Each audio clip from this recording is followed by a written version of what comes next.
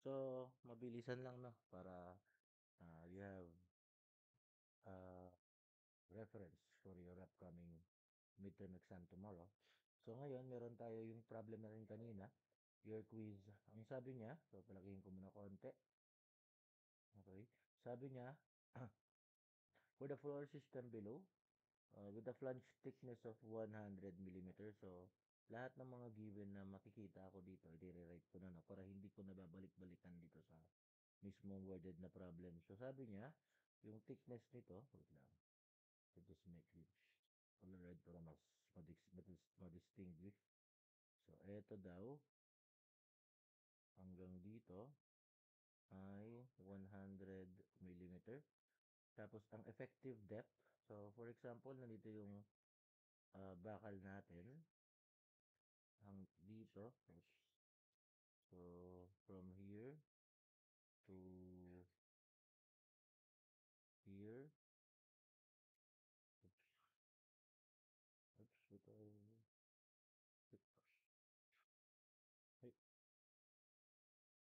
yan. So, itong distance daw na to would be 500, rectal, sorry, mamaya na. 535. Tapos, total depth. Ito daw. So, total depth means uh, dito hanggang dito would be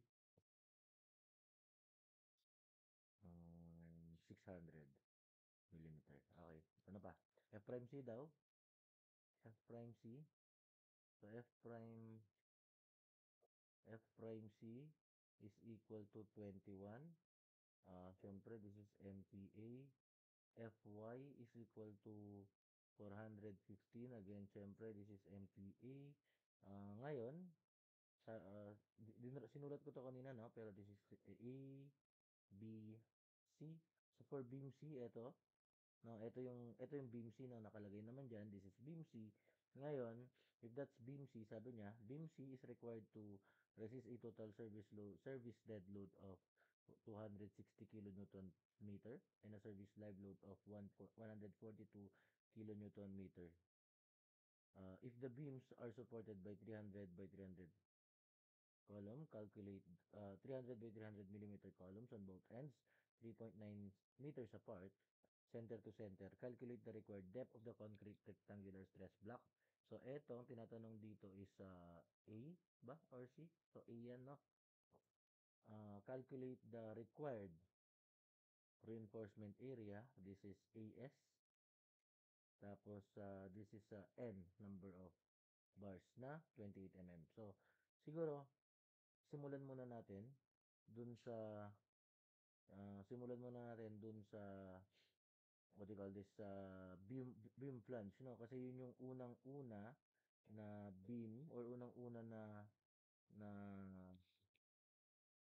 kailangang ma-solve na wala pa dito sa given natin. Kasi kailangan nating malaman. Diba? Alam naman natin na considering beam C, eto magiging one side na T-beam siya, no? So, eto yung magiging beam natin, no? So, wala namang pinagkaiba yan. Uh, Wait lang. Let's make a polygon. Wait lang. Let's make a polygon.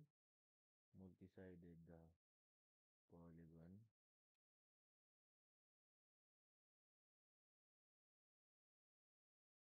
So, galing dito. Dito. Dito. Dito. So, for example, hanggang dito.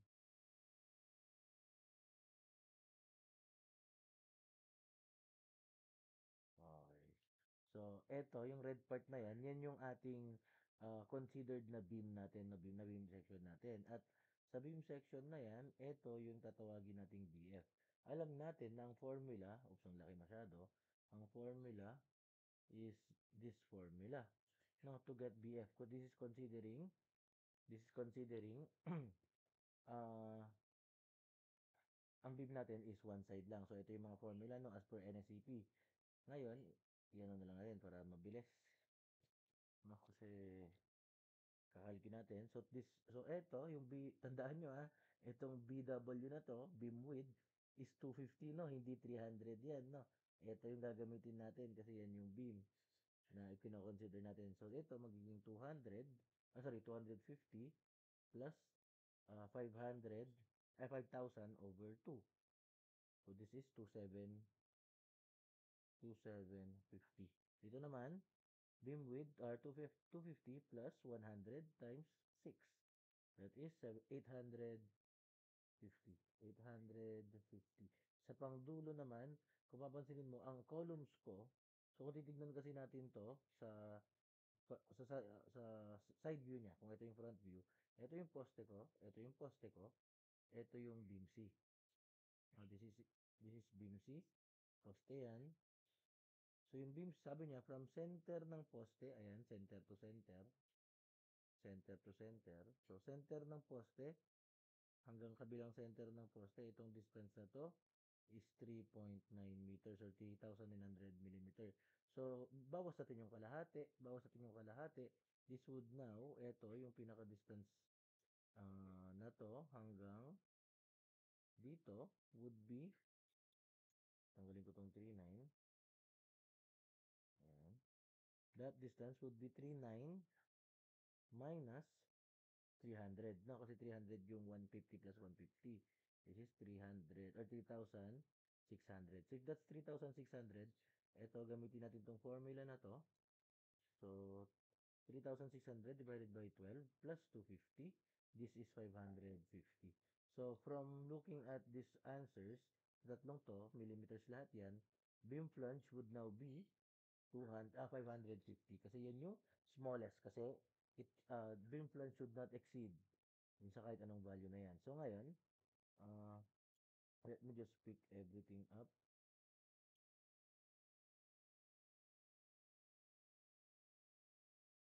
So copy natin to.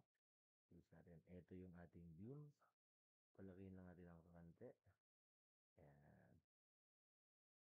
Okay. So ngayon, kung ito yung beam ko, oops, this is BF. This is BF now. Itanggalin ko na to. This is now given as 550. So ito yung beam, ito yung ating beam dimension, no? Ito yung consider natin na beam, 550 yan. Ito is given as 250. Tapos ito 535. Ngayon, meron pa akong isang given na hindi ginagalaw. Itong loads niya, no? So load niya, sabi niya, ang aking dead load, total na yun, no? Total service load. Total service dead load pala. So dead load, block mga natin. Sorry, yan. So DL is equal to naka kilonewton meter na siya, no? So pag naka kilonewton meter, naka moment na yan. So hindi ko na kailangan i-WL squared over 8 or WL squared over 2 or kahit ano pang WL na, kahit ano pang formula. Ito na mismo yon. So 260 kilonewton meter. Tapos ang aking live load would be what's this? 142 kilonewton meter. So alam naman natin na to get the ultimate moment na actual, that we should use the factored, the load combination, yung factors niya, no? So 1.2 dead load plus 1.6 live load, and this will simply be 1.2 times 260 plus 1.6 times 142. This is equal to, so wait lang, 1.2 times 1.2 times 260 plus 1.6 times 142, and this is 230 kilonewton meter. So ito yung kailangang tanggapin or kailangang ito yung required. Ito yung required na moment na kukunin or MU actual na tatanggapin ng aking beam. So this is 230. Oops. Ay, wait lang, sorry, but 230 yun? 1.3. 539 pala. Sorry, sorry. So, ito, 539. Oops. 5, 539.2 kilonewton meter. So, pwede ko bang palitin?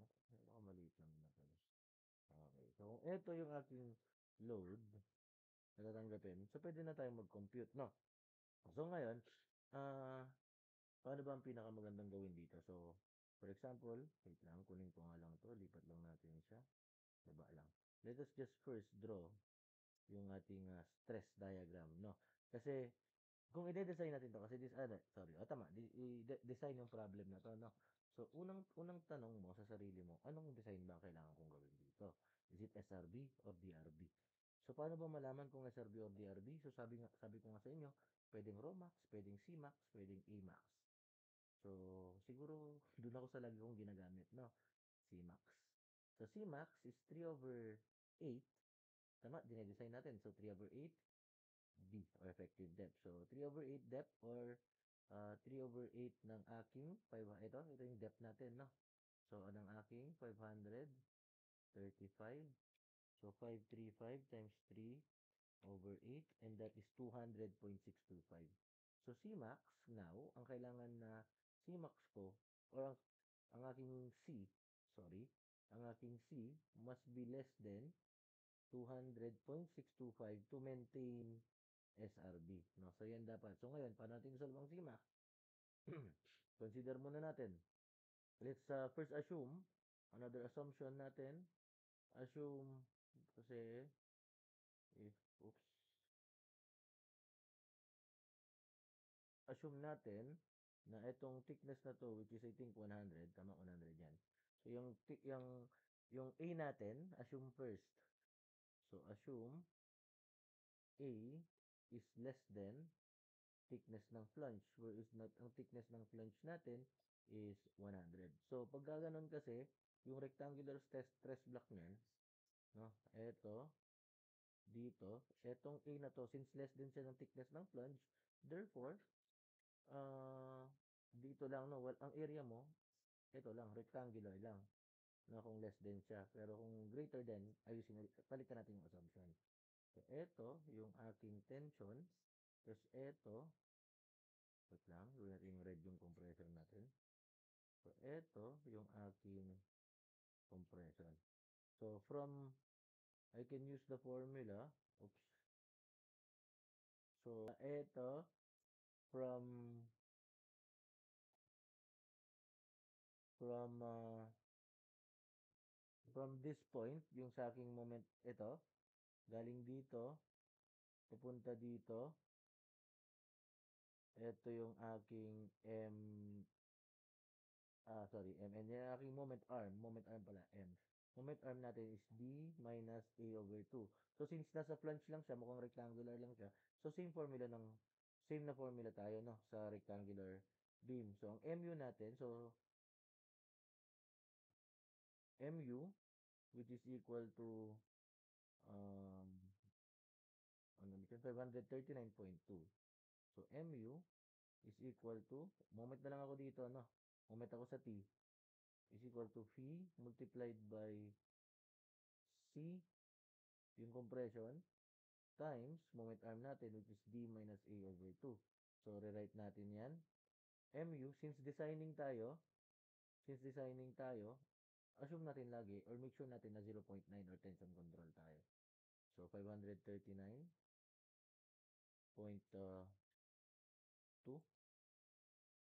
539.2 times 10 raised to 6 na para maging Newton millimeter na siya. Ito, 0.9.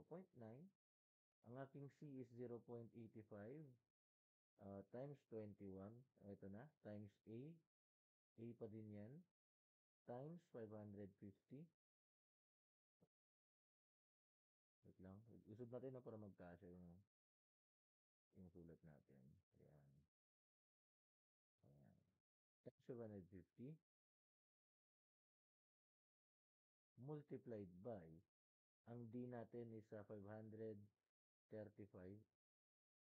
minus A over 2.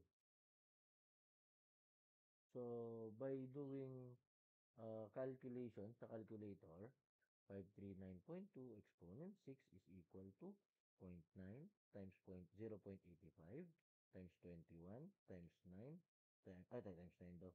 Times alpha x, x natin yan. Times 550 times 535 minus alpha x over 2. This is a shift solve. The value of x would now be 100, as the value of a, ito would now be 103.96 millimeter. So, if that's the value of A, all I need to do to get for C, kasi ang C is just equal to, sorry, ang A, ang A ko is equal to beta 1C. So, A, which is equal to 103.96 is equal to, ang F prime C natin 21, no? Ito, 21 ang F prime C. So, if 21 ang F prime C, ang aking beta 1 is simply 0.85. Ang C natin, yan yung hahanapin natin. Check ko, compare natin yan sa Cmax mamaya. C is equal to 103.96 divided by 0.85. So, this is 122.31.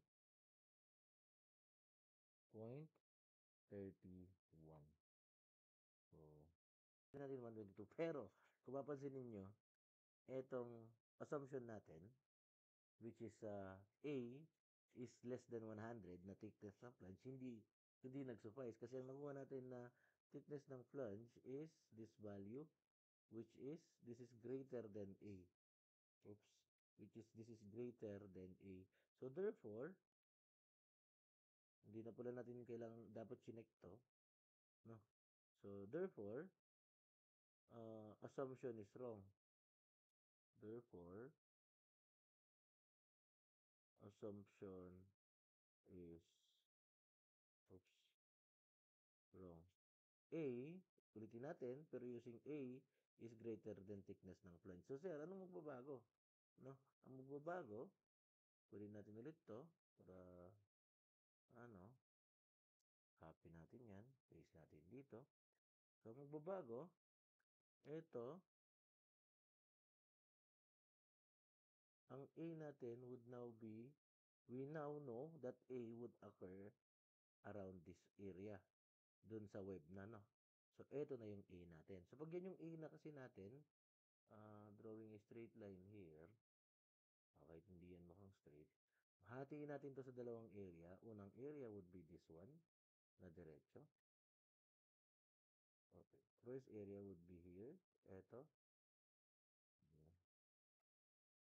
Ito. Yan. This would be my area 1. Tapos ito would be my area 2. So, para mabilis na lang tayo mamaya, etong distance na to, hanggang dito would simply be 550 minus 250. This is 300. So, ngayon, ang aking stress diagram is hahatiin natin sa dalawa, no? So, ganun naman talaga lagi natin ginagawa. Ito would be my tension. Tapos, para sa area 1, hanggang dito sa A, ito, hanggang dito. No? Ito yung stress niya, stress block niya. Ngayon, ito yung compression 1. Tapos, para sa area 2, hiwalay ko lang din. Area 2 naman natin would be, ito, would be another tension. Pero etong dalawang to is just a total. Pag pinagsama ko yan, that is just my AS FY. No? Pagka, since hindi naman to AS max, no? So, AS pa din yan. So, dito would be, ang stress block niya, mas maliit kasi mas maliit yung thickness ng flange kaysa sa A. Ito yung aking C2. And this distance is given as 100. So, ibig sabihin, itong distansya na to is 50. So, kung kukunin ko yung moment arm nito, baba hanggang dito, this moment arm is D. Yung buo kasi yan, from top to tension is D. Wait lang, bakit? Yan. This is D minus A. Kasi A ito, yung distance na yan, ng ito, kaya hanggang dito, A, ito, A. Yan, A yan. So, A, siyempre kalahati, so A over 2. Dito naman sa kabila, D minus kalahati ng thickness ng flange, so 50. Okay.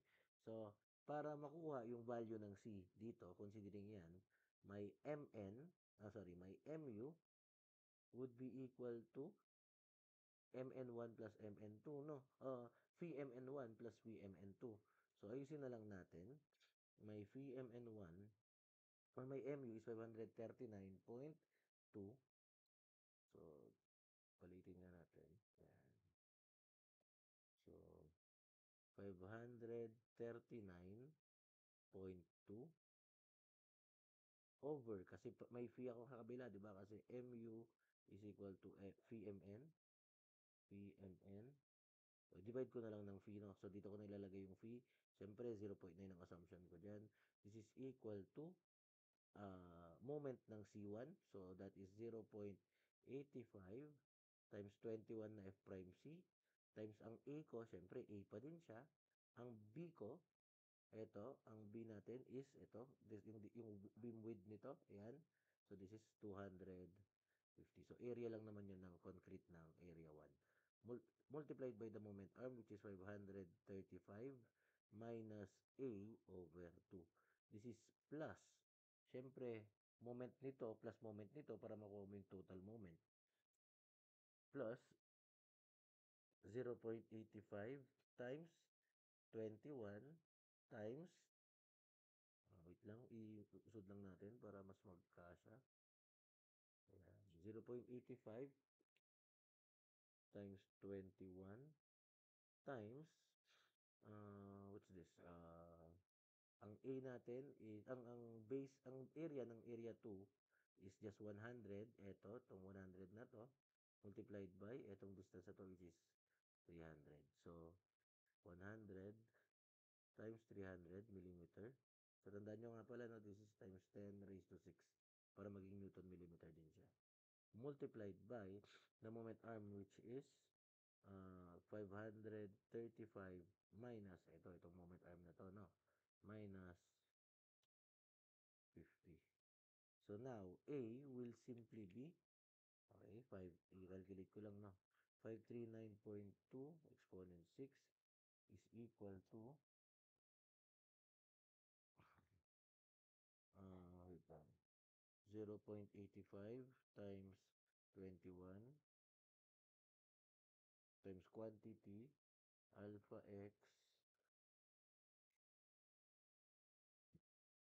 times 250 times 535 minus alpha x over 2 times 53, okay na pala, plus na pala, no? Plus 0.85 times 21 times 100 times 300 times 535 minus 50. If solved, you will get the answer. Okay, what's the answer again? 133 point 133.70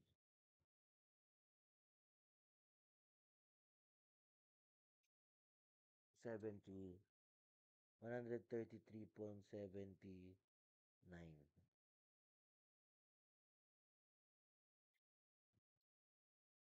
So, pag 133.79, tama ba? Wait lang. Let me just confirm kung tama yung nilagay ko sa calculator.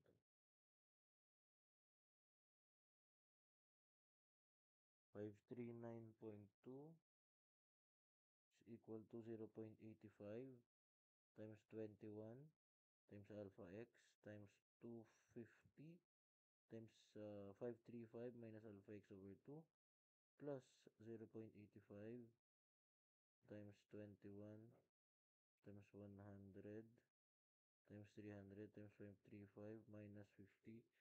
Okay, sabi ko na nga ba eh. Nakalimutan ko ilagay yung fee. The answer would now be A is equal to 168.78.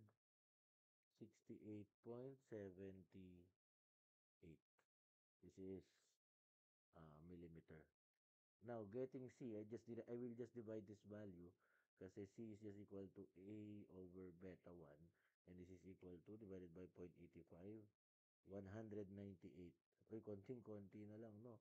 Konting-konti na lang, lalagpas na tayo. 560, 0.57. So, dito, this is less than C max na, ano yung C max natin? 200.5. Tama ba? 625 pala, sorry. 200.62625. So, therefore, SRB. Okay na. So, ibig sabihin, pag, ay, hindi. Tama. Therefore, SRB, tapos okay na tayo. Ito na yung gagamitin natin, no? Ang gagamitin na natin is C198 tsaka 198.57. So, paano na natin kukunin yung tinatanong na FY? Eh di, simplihan mo na lang, no? Kasi, meron ka naman na nito. Eto, no? So, meron ka nito. Palitin natin ng konti, no? Yan. Kasi meron ka naman na nito. Lang, let me just move it para magkita tayo lang mabuti. Ay, naiwan yung switch. Okay, move lang natin siya dito. Move natin. Siyempre sama nga dyan. Okay. So, ngayon, since meron ka naman na nito, no? Yan, ito. Edi, simpleng C is equal to T na lang yan. No, summation of forces horizontal, TT minus C1, C2. So, ang C ko, i-add lang natin yung dalawa, 0.85 times F prime C times 21 times area ng concrete ko, which is, muna natin, yung A, ito muna, no, C1 muna tayo. A natin, which is 168.78,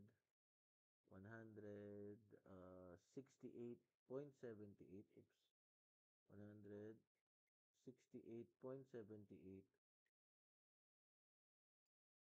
times 250 plus 0.85 times 21 times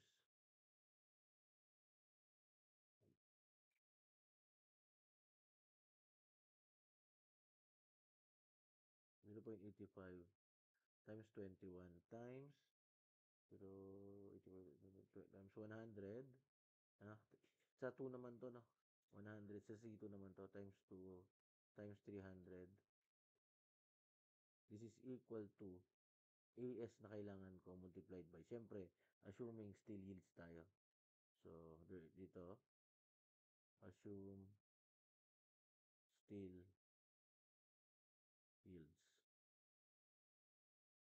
So, dito, makukuha natin, ang FY na gagamitin natin since assuming still yields 415. AS now would simply be equal. Actually, hindi na to sa assumption kasi sigurado na tayo mag-yield kasi tension controlled na nga tayo. 21 times 168.78 times 250 plus 0.85 times 21 times 100 times 300. This is equal to uh, 3105 3105.25. 3105.25. So, ito yung answer for letter B. Ito yung answer. Wait lang, i-read nga natin. Ito yung answer for letter A. Ito yung answer for letter A. So, make sure na nakabox yung mga final answer niya, no? Ito yung answer for letter B. Actually, itong assuming still yields, dapat kanina pa natin ginawa yan, no? Mamaya, ibalikan lang natin yan. Then, for letter C, na number of bars, this will simply be N is equal to 3105.25. Tapos, ang hinihingi niya kasi is ito, 28 mm bars. So, number of 28 mm bars will be divided by pi over 4 times 28 squared. So, divided by pi over 4, 28 squared. This is 5.04. So, N equal to 5.04. Kung pwede lang dayain, no? Kasi 0.4 na nga lang. Safe naman na yan, no? Hindi. Siyempre, dun tayo sa mas safe. Round up pa din tayo. This is answer 6 pieces.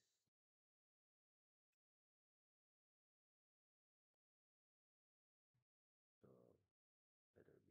Mabilis lang naman siya, no? Madali lang naman siya. So, answer, ito na mismo yung ano. Konti lang, oh. Ang konti lang, magulo lang talaga yung pinagsulatan ko. Pero napaka-konti lang yung solution, no? Mahaba lang yung pinag-explain ko. So, solve ko yung number 2. Send ko ulit sa inyo. Panoorin niyo na lang din para makapag-review kayo for tomorrow.